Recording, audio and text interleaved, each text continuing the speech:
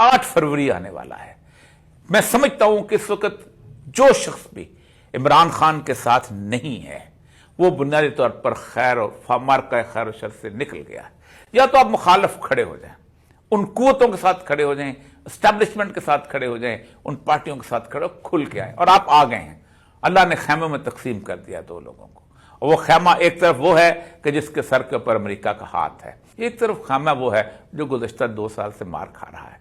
मैं अल्लाह की कसम उठा के कहता हूं कि मैंने जब से उम्रा करना शुरू किया है 1989 से लेके आज तक 12-13 दफ़ा अल्लाह ने तौफीक दी होगी, 2 दफ़ा हज जाने की तौफीक।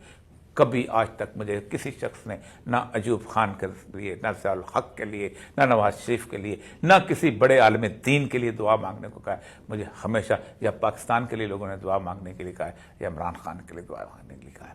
एक बात बताऊं, पाकिस्तान अपनी तारीख के सबसे अहम तरीन मार्का खैर और शर में दाखिल हो रहा है।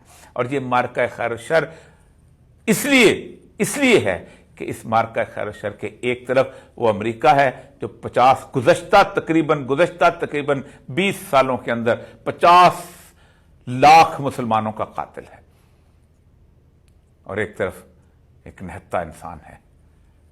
क़यामत के दिन ये सवाल ज़रूर होगा कि जो लोग 50 लाख मुसलमानों के कातिल के सामने झुक गए थे और उन्होंने एक शख्स को मुजरिम करार दे दिया था, तुम कल कहाँ खड़े थे?